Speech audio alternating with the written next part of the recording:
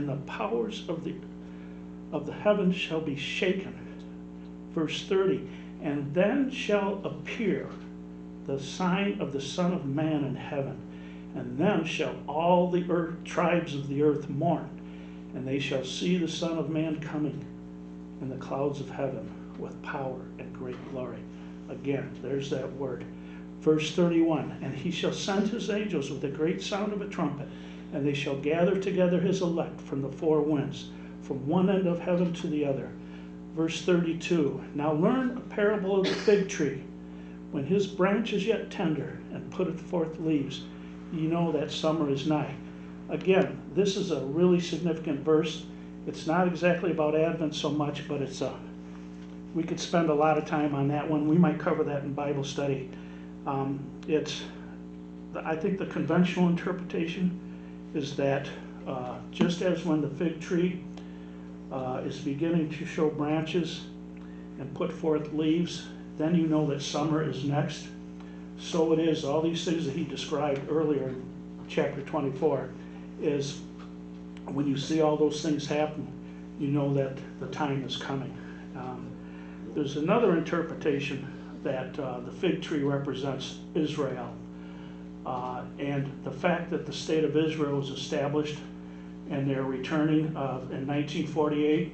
Israel was established in 1967. They took Jerusalem, and more recently in 2017, the most powerful nation on earth recognized Jerusalem as its capital. Many believe that this verse represents that coming of the people of Israel back to their land. And remember, at the time, the people of Israel were in their land, so nobody realized that they had to come back to their land. The dispersion had not yet occurred, the second dispersion, I should say. And so anyways, that's okay. That might be a little stretch of interpretation there, so I'm not necessarily suggesting that. I think the more conventional interpretation is probably the best. So I'm a little sidetracked there. Verse 33, so likewise, when you see all these things, know that it is near, even at the doors. Verily I say to you, this generation shall not pass till all these things be fulfilled. This generation, what it's talking about is this age, this church age, shall not pass till all these things be fulfilled. Heaven and earth shall pass away, but my words will not. But of the day and the hour no man knows, no, not the angels of heaven, but my Father only. And then just this last section I'll read, verses 37 to 39. But as in the days of Noah were, so shall the coming of the Son of Man be. For as in the days that were before the flood, they were eating and drinking and partying and giving in marriage until the day that Noah entered the ark. Now, Noah was building his ark. The people were just paying no attention. They were in unbelief. There was a lot of partying and a lot of stuff going on. Today, Christ is building his church. And I think there's a lot of similarities going on. And this is what Jesus said 2,000 years ago. He said that this is what's going to be happening. And they knew not until the flood came and took them away, all away. So shall also the coming of the Son of Man be.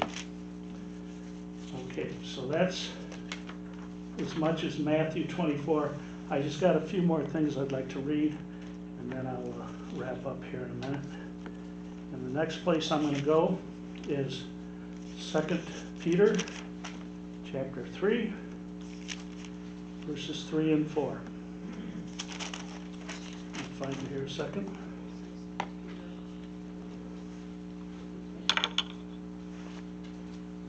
Chapter 3, verse 3. This is Peter talking now in his second epistle. Knowing this first, that there shall come in the last days scoffers, walking after their own lusts, and saying, where's the promise of his coming?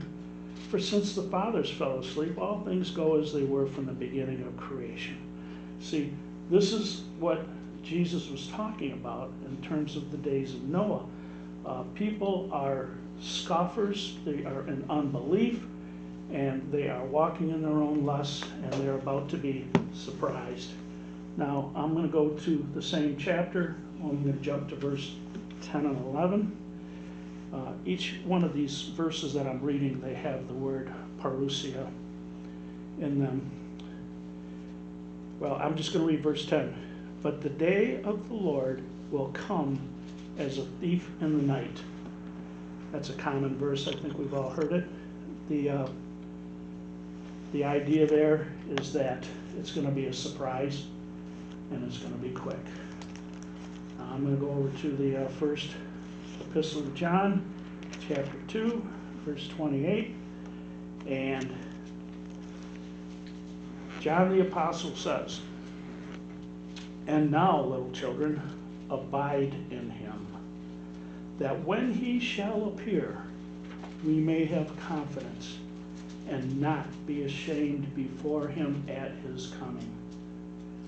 And of course, I know I'm a sinner. We're all sinners. I think it would be very difficult to say that I would not be ashamed on that day. I suspect I will fall on my face if I am there. The last place I'm going to go is the Epistle of James. James is the half-brother of Jesus. Remember what Pastor Curt was talking about a few weeks ago when Jesus was, I can't remember where he was, somewhere in Galilee, I believe, and Jesus' family was there, his brothers and sisters, and they were like, what is he talking about? This, they didn't believe he was the Son of God.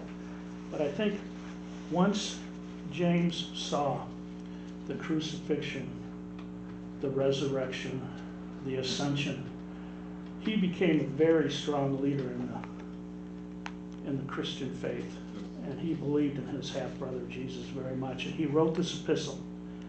And I'm going to read just verses 7 and 8 out of chapter 5.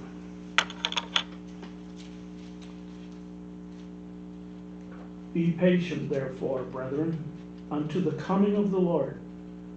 Behold, the farmer waits for the precious fruit of the earth, and has long patience for it until you receive the early and the latter rain. Be ye also patient. Establish your hearts, for the coming of the Lord draws near." And what James is saying there is that we need to be patient, we need to establish our hearts, and we need to believe. We need to believe in Jesus Christ, and we need to have faith in his coming. So, there's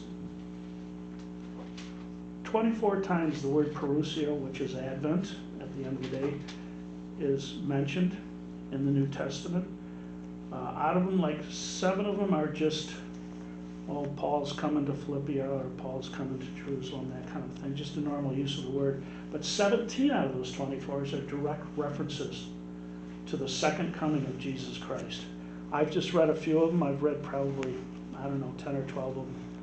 But I think that I'd just like to say in conclusion is that we do not know when Jesus will return, but we know this for sure. Jesus will return. Amen. Advent is a wonderful time to be reminded of this and to reinforce our belief, our preparedness.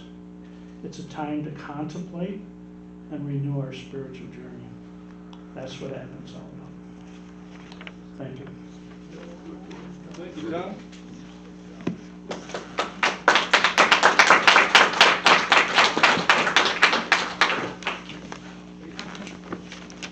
Good job, my brother. Oh, thank you. Good job.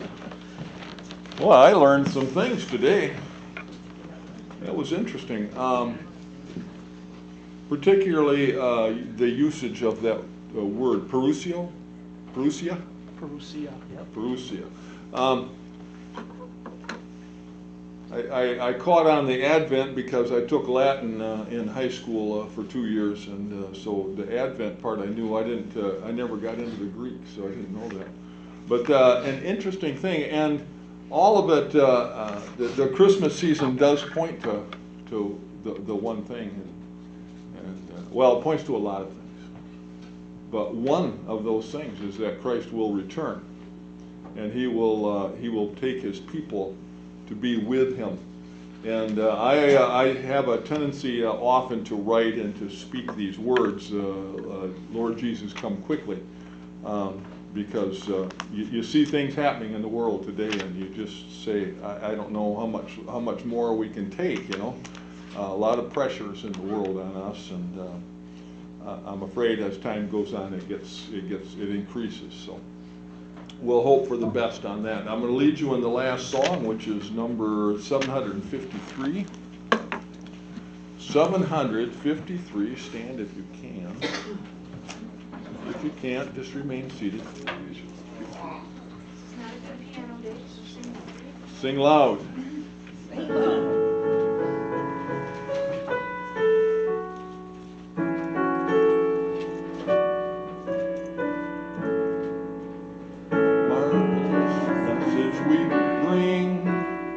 Glorious carol we sing, wonderful world of the King. Jesus is coming again, coming again, coming again.